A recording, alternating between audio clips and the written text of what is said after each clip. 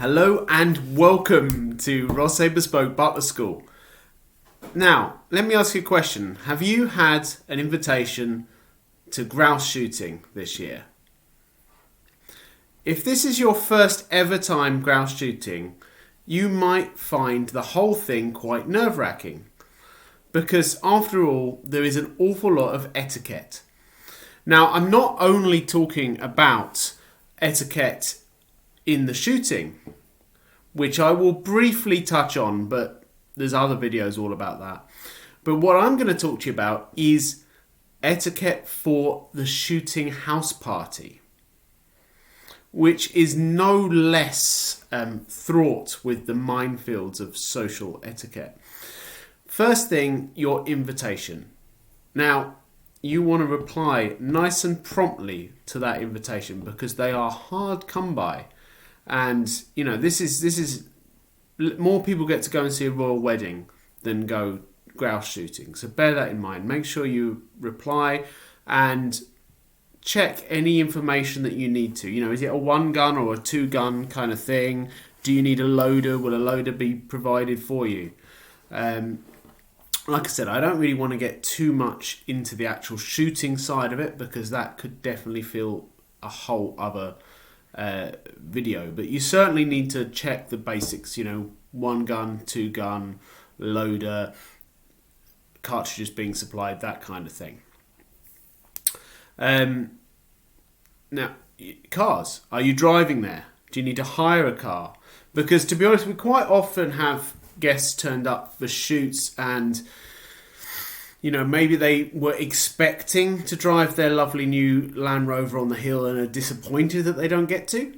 Or vice versa. Maybe they've got a lovely new Range Rover that they really didn't want to get dirty and they might not be so happy about one of their fellow guns putting his dogs in the back.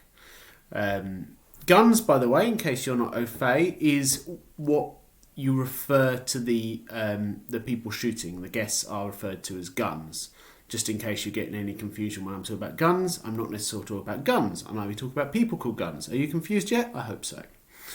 So, you know, you've got your car, you've got your invitation, which you have replied to. You also want to just double check about 5 days, maybe a week before the shoot. Make sure everything's going ahead as planned because there is nothing as unpredictable as grouse shooting. I have bookings cancelled, made, like the same booking because the weather or the grouse chicks aren't doing whatever. So just double check and make sure that the host knows that you're coming and you're really keen and excited to come as well. So when it comes to arriving, so I'm doing this from the point of view of a private estate and you are arriving at the house the night before for the next day's shooting. So I'm not talking about syndicate things or anything like that. We're talking about private. You've got an invite to a private shoot. You will arrive, it's usually around 5 or 6 o'clock. That's usually when the invitations go for. Don't be early. Some people think that being early is polite. Being early is not polite. Being late is not polite. Polite is being on time. Especially if it's a household without staff.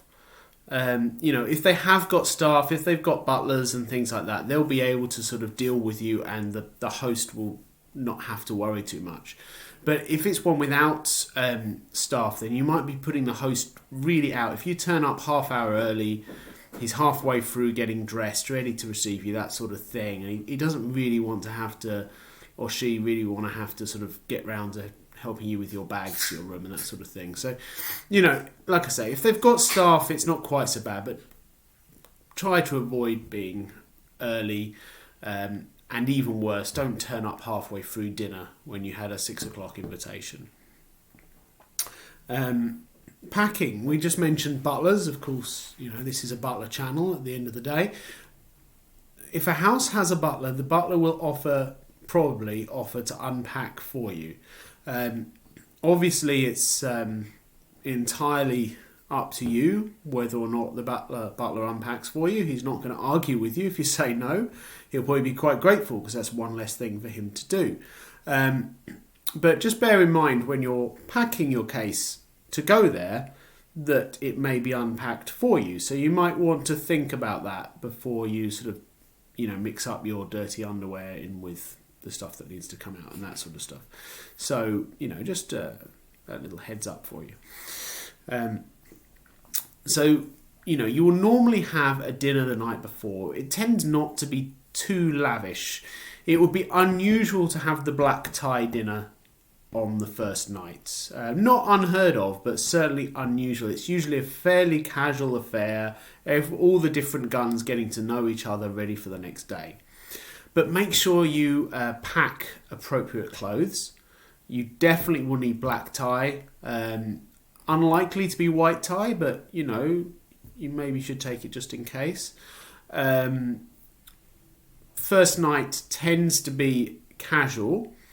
Now, generally speaking, when they say casual, they do mean a shirt and tie, lounge suit, or maybe smart tweeds. We're not talking about your tracky bottoms or something like that. So, make sure you bring your appropriate clothing. Also, when it comes to appropriate clothing, a tie, a lot of owners insist on a tie all the time that you're shooting. That is quite common. It's not always, but it's quite common that they do like to have you in a tie. Something not dissimilar to what I'm wearing now. I've got a Harris tweed, a traditional sort of cotton shooting style shirt and a knitted tie.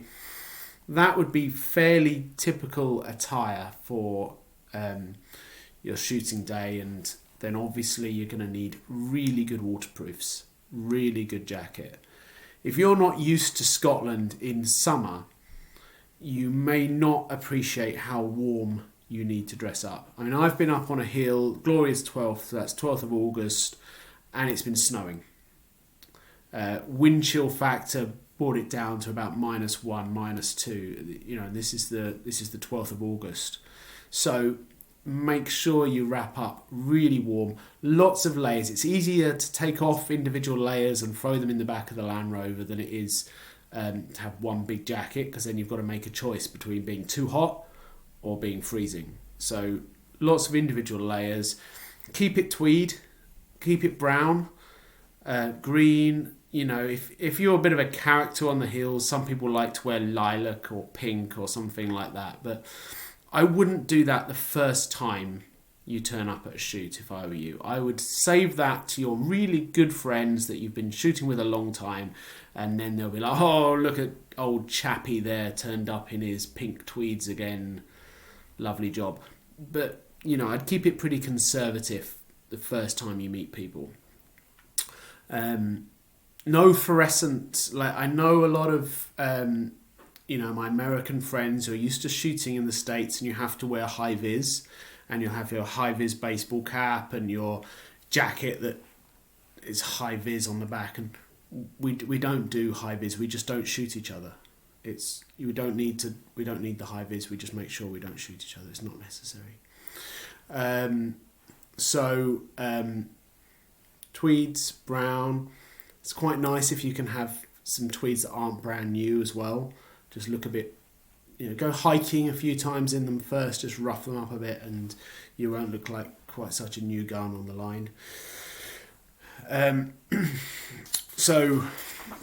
Night before, I'm sure you'll have a few drinks, but my recommendation to you would be don't be up too late drinking, because it is a early start, and the head keeper will not want to wait, your host will not want to wait, so you need to be fresh, bright, out of bed, down for breakfast.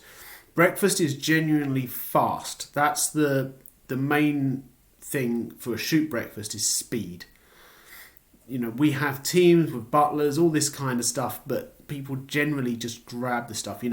We're pouring coffee into the cup and they're off to check their kit, and they'll ask for it.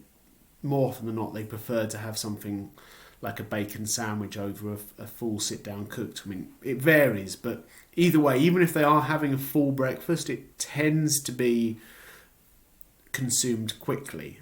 So if you're down only 15 minutes later than agreed, you might be thinking, well, it's only 15 minutes. I mean, they're going to be there for a while for breakfast. They'll probably all be finished and outside the front, raring to go. And like I say, if this is your first time invited to this sort of thing, you really want to seem keen because you want to get invited again.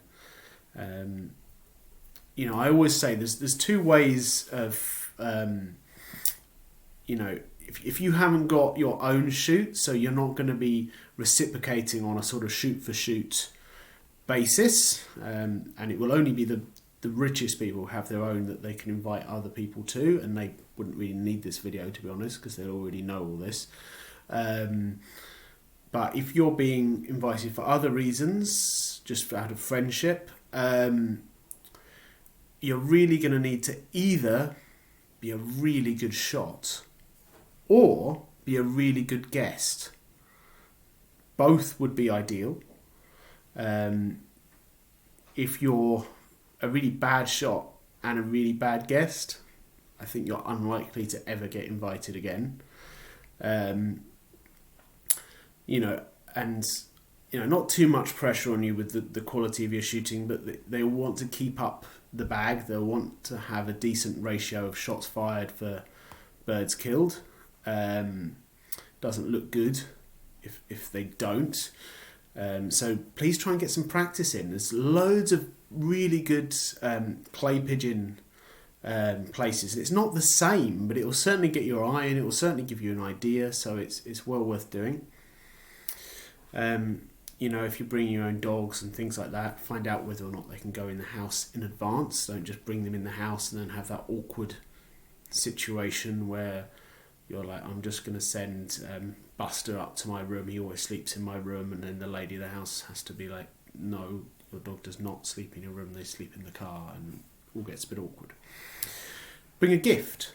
Something nice. Doesn't have to be ridiculously extravagant. Maybe some champagne or chocolates or something like that. It always goes down well. It's kind of expected.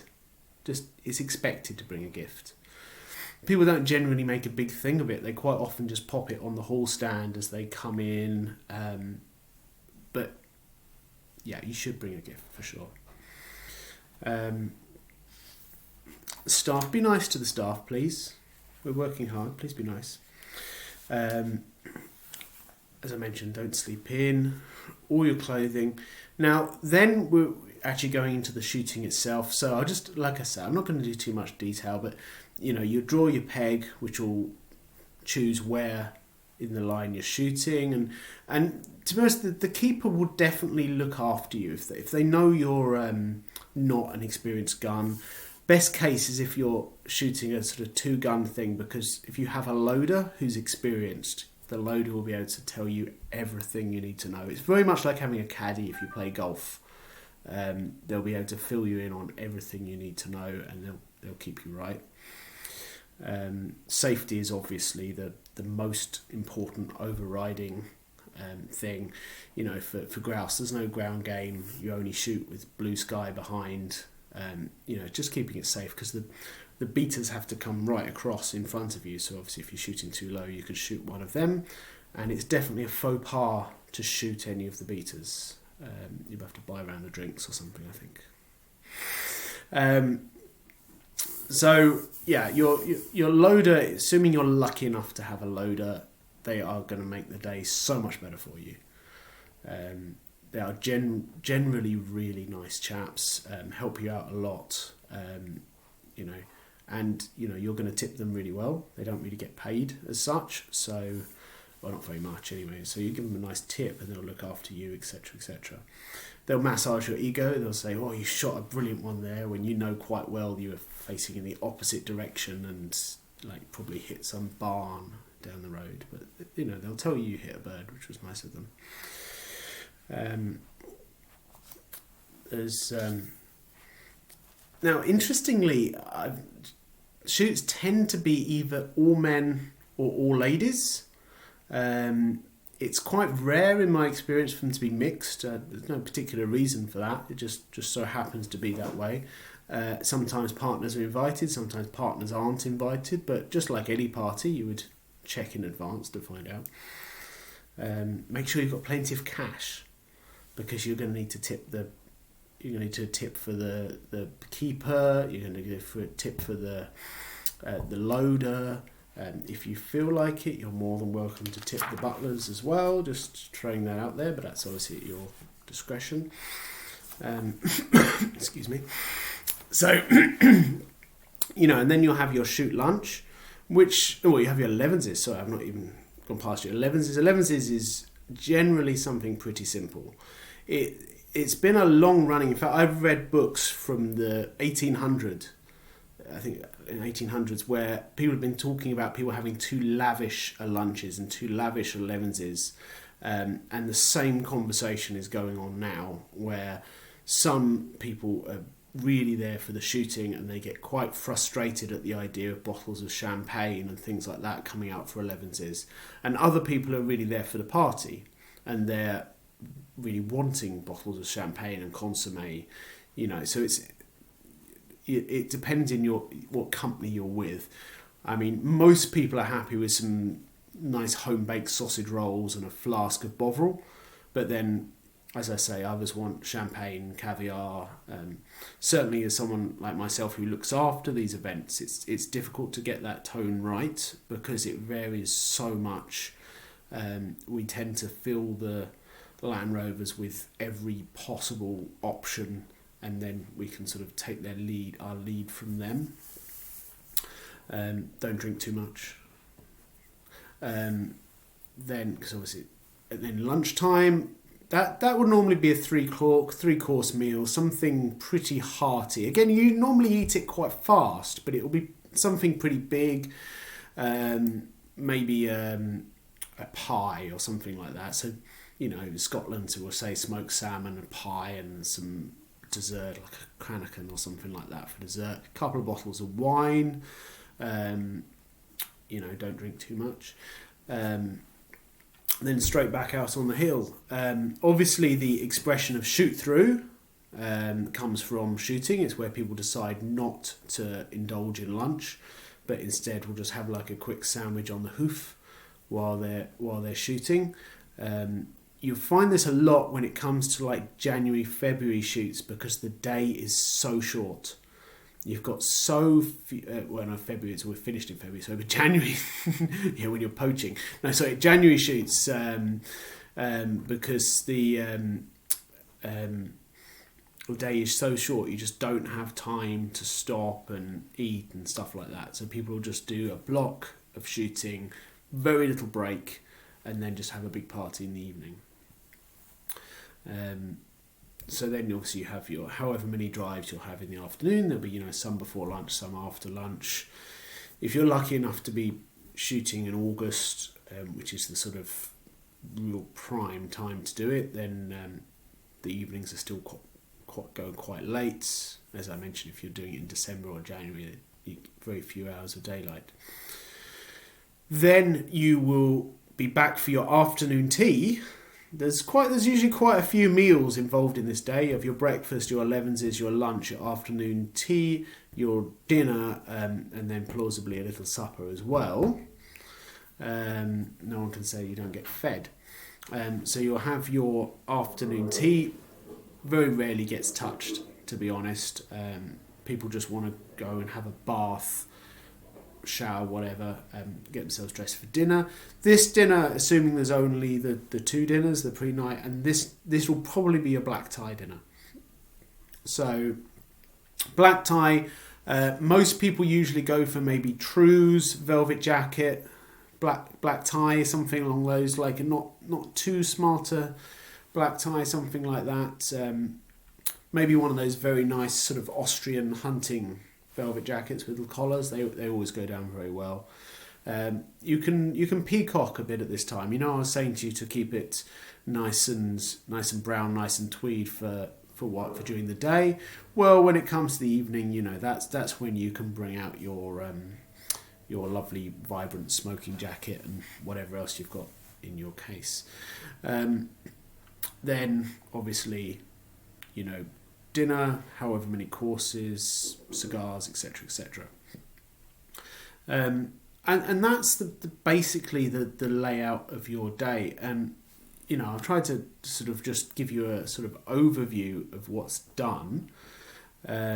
Hopefully it's just been a few useful tips for you. If you want to know anything else, please do let me know, and if I can be of help, I will. So if you enjoyed the video, there's a lot of instructional video. I've done this one more from the point of view of the guest, which is unusual for me. I'm usually talking from the point of view of the staff, but I hope you've enjoyed it. Please hit the subscribe button if you'd like to watch some more. It's me, Simeon Rosset. Thank you very much.